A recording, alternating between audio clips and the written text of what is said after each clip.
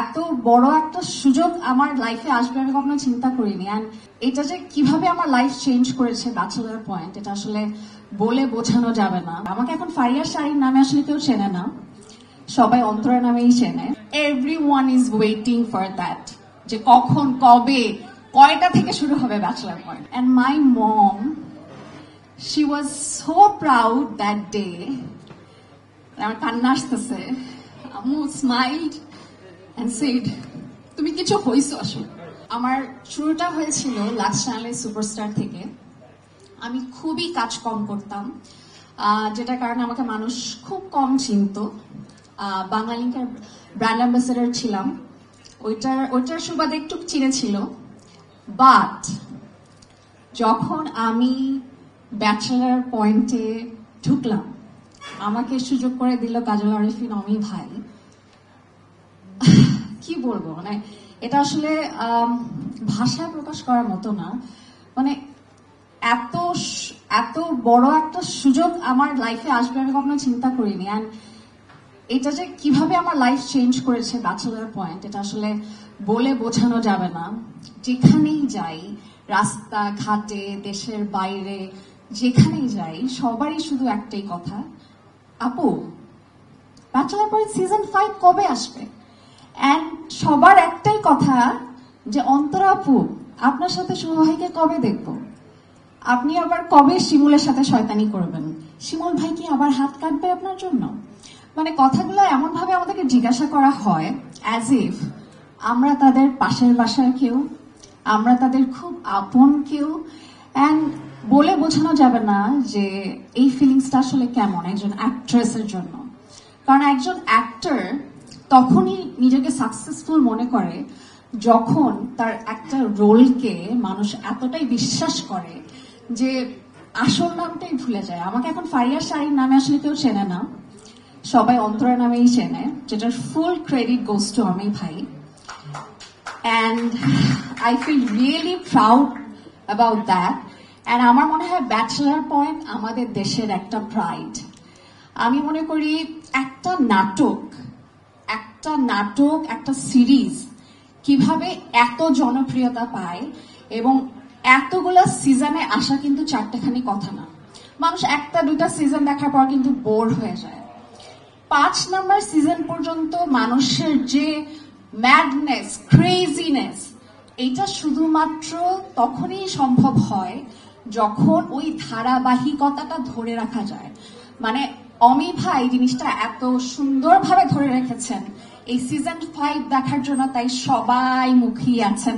আপনারা সবাই এসেছেন এবং আই এম শিওর কালকে যখন অমি ভাই পোস্ট করলো যে 5টার সময় অফিসিয়ালি ঘোষণা হবে যে ব্যাচেলার পয়েন্ট কখন আসবে, everyone is waiting for that, যে কখন কবে কয়টা থেকে শুরু হবে ব্যাচেলার পয়েন্ট। 2013 প্রবলি বা 22-তে আমি ইন্ডিয়া গিয়েছিলাম। তো ইমিগ্রেশনে আমরা যেদিন ব্যাক করছি, ইমিগ্রেশনে যিনি অফিসার তিনি আমাকে বলছেন, আপনি কয়দিন আসিলেন? আমি বলছি হোয়াট জি, আপনি হেতি না?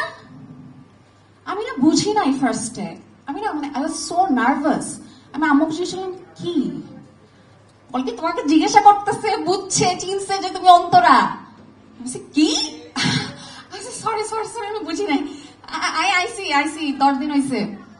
মানে আপনারা জাস্ট চিন্তা করেন, ইন্ডিয়ার যিনি এয়ারপোর্টে ইমিগ্রেশন অফিসার, উনি পর্যন্ত ব্যাচেলার পয়েন্ট দেখেন and he recognise me as Antara. মানে মানে I was really shocked and surprise যে এত মানুষ ব্যাচেলার পয়েন্ট দেখে। অ্যান্ড আমার নভেলা ভাষায় হি ওয়াজ টকিং। মানে ভাবা যায় জিনিসটা, মানে মানে খুব মজা লাগছিল এই এক্সপিরিয়েন্সটা আমার।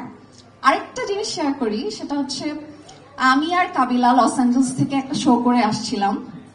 তো কাবিলা প্রবলি আগে চলে আসছিল, আমি একটু পরে আসছিলাম। তো আমি আর আম্মু এয়ারপোর্টে নামলাম, বিশাল বড় কিউ আমাদের ঢাকায়। তো একজন অফিসার আসলেন, এসে বলতেছেন কাবিলা ভাই কই, খুব ব্যস্ত। কাবিলা ভাই মানে আমার আশেপাশে দেখতেছে কাবিলা ভাই কই, মানে হি নিও যে কাবিলা ভাই আমার সাথে আসবে, হয়তো সে দেখছে যে লস অ্যাঞ্জেলসে আমরা শো করে আসছি। আমি সে কাবিলা ভাই তো আসে নাই, আমি একা আসছি। আমি আপু এত বড় লাইনে তো আপনার দাঁড়াইতে পারবেন না, এদিকে আসেন। সে আমাকে ভিআইপিদের যে কিউ, আমাকে আর আমার মাকে সে ভিআইপি কিউতে দাঁড় করায় দিল। উই ওয়ার সো সারপ্রাইজড যে এত বড় অনার, মানে, এবং সে নিজে রিস্ক নিয়ে, তার চাকরির রিস্ক নিয়ে সে আমাকে আর আমার মাকে ভিআইপি কিউতে দাঁড় করায় দিল যে এই শুনেন, এটা কিন্তু অন্তর আপু, তাড়াতাড়ি ওনারটা করে দেন, উনি যাতে তাড়াতাড়ি চলে যেতে পারে। ওই চিন্তা করেন, মানুষের ভালোবাসা কোন লেভেলে না গেলে সে কিন্তু, তার কিন্তু চাকরির সমস্যা হতে পারতো বা হয়েছে কিনা আমি জানি না, বাট কতটুক রিস্ক সে নিয়ে, কতটুক ভালোবাসে সে আমাকে, আমার ক্যারেক্টারটাকে, সেই রিস্কটা নিয়ে আমাকে ভিআইপি কিউতে দাঁড় করায়। আমাকে 5 মিনিটের মধ্যে আমার সব কাজ রেডি হয়ে গেল এবং আমি আর বের হয়ে গেলাম। And my mom, she was so proud that day. আমার কান্না আসতেছে। আম্মু স্মাইলড and said, তুমি কিছু হইছো, আসলে এতদিনে তুমি কিছু হইছো। আমরা প্রথম থেকে চাইতাম না যে তুমি কাজ করো, বাট এখন মনে হচ্ছে মানুষ তোমাকে কত ভালোবাসে। So I am so grateful to my audience. And Omi ভাইয়ের কথা তো মানে বারবার বলবো, thank you so much for making me Antara and giving me a new name, new identity.